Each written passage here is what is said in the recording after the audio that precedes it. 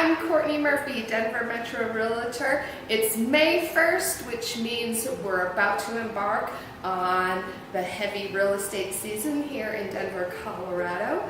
Kids have about a month left of school and homes are starting to just really go on the market.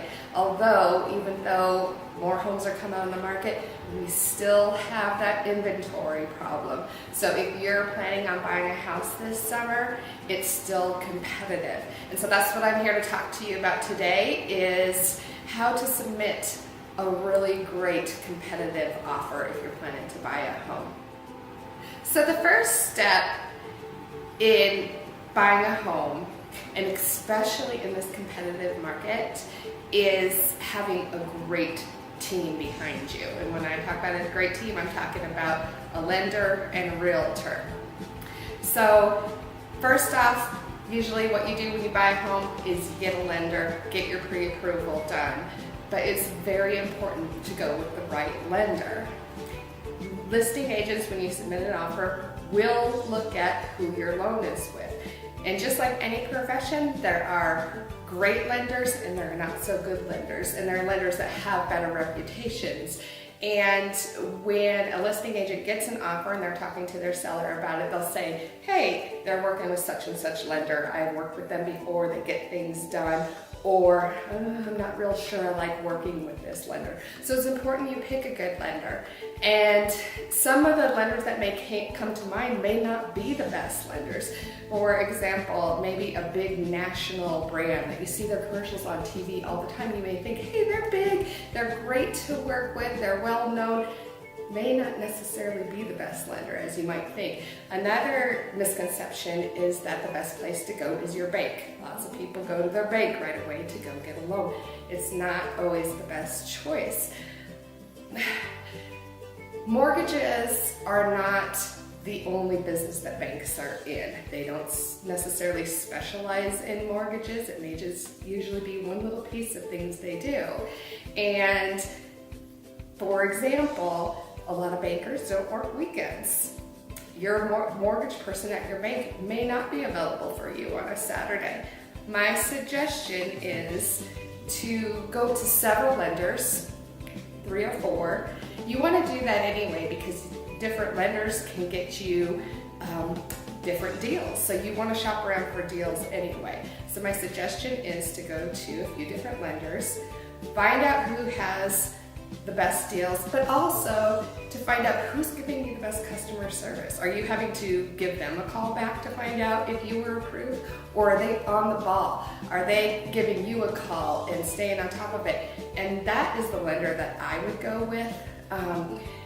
What happens when you submit an offer is a lot of times, if it's a good listing agent, they want to talk to your lender. They want to hear about where you are in the pre-approval process and how solid your loan is. So let's say you make an offer on a Saturday. You want a mortgage broker who's available on a Saturday to take the call from the listing agent to talk about your loan, and better yet, one who is aggressive and calls the listing agent themselves and talks about you, talks up how financially solid you are and how they're going to get it done, and they're going to get your loan done on time. And give that listing agent the confidence that if they pick your offer, your loan is going to close. There's not going to be any problems. So you want that aggressive, high customer service lender who's going to be on the ball for you and builds a little bit of rapport with the listing agent that you put the offer in with. You also want a good realtor. A lot of people get realtors from a friend that they know, a referral, which is well and good, but you want to make sure that the realtor has experience in working in competitive situations. There may be an agent that you know who is very successful. Maybe they list luxury homes and they're very successful, make lots of money.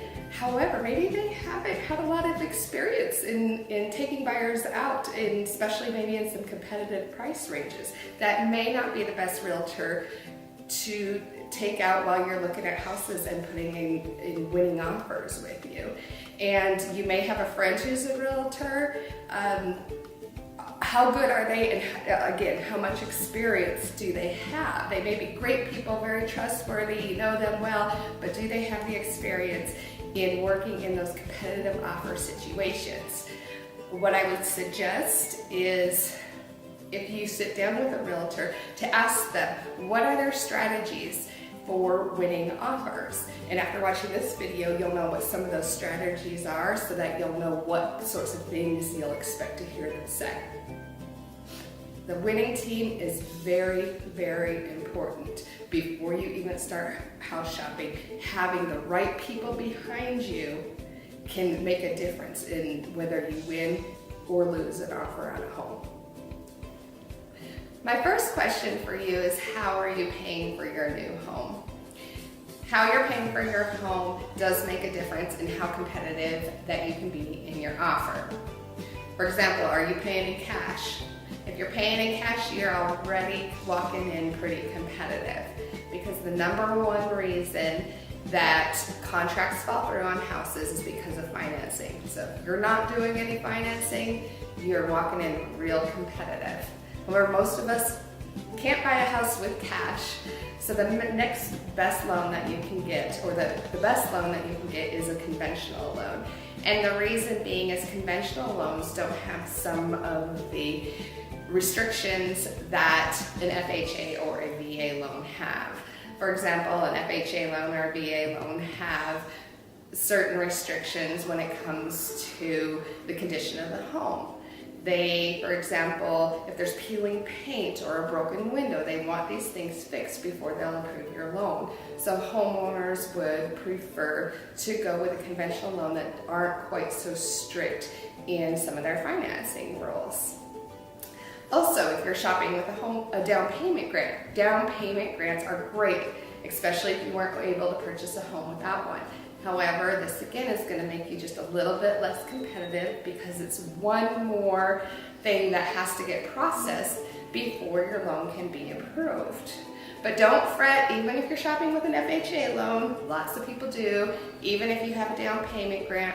I've had lots of shoppers with both an FHA loan and a down payment grant, and all of them have homes today, are very happy in their new homes. So you just may need to be a little bit more competitive in some other ways that we'll go over here in a bit. Offering to purchase a home as is makes your offer more competitive. What this means is you're telling the seller that you are not going to request any repairs or any money for repairs of the home before you purchase it. So this doesn't mean that you're saying you will not have an inspection, and it doesn't mean that if you find something really wrong in the house, or even so many repairs that you don't want to take it in, those repairs on, that doesn't mean that you still have to purchase the house. You're just saying that after you have the inspection, that you're not going to request a repair or anything. Now, if you have the inspection and you find a major issue with the house, or there's just way too many repairs than you anticipated and that you want to take on, at that point, before your inspection objection, you can still back out of the deal and say you don't want the house. But letting people know that you're buying the house as is and will not ask for repairs or any money for repairs makes your offer more competitive. Another thing that you can do is offer to purchase a home warranty on the house that is effective the date that you go under contract. A home warranty covers all kinds of things that could go wrong with the house, things that could be broken. They're pretty inexpensive at about $200 to $300 for a year's worth of coverage. And what this does is it lets the seller know that if there are some things maybe found in the inspection that need repaired, the home warranty will cover it. Or if something breaks during the process of being under contract, the home warranty will cover it as well. And you're willing to pay for that, have it effective right away. It just gives the sellers a little bit more confidence in your offer. Consider adding an appraisal provision to your offer to make it more competitive. How an appraisal provision works is it lets a seller know what's going to happen if a house does not appraise for the amount of the purchase price, if it comes in lower, that is. Because sometimes with all these multiple offers, the purchase price can be bid up above what the appraised value will come in at later in the transaction during appraisal. So this kind of puts both the seller and the buyer in a pickle, because a lender will only lend up to appraised value. So if the purchase price is above the appraised value, somebody has to come up with that money. Either the purchaser has to lower the price down to appraised value, or the buyer has to add some money in to make up for that difference. And what that appraisal provision does is basically say, if this house appraises lower than the purchase price, then I will put a certain amount of money to make up for that difference. Over the last few years, escalation clauses have become popular. And what an escalation clause is that you write in your offer that you would be willing to pay a certain amount higher than the highest offer that a seller receives on their home.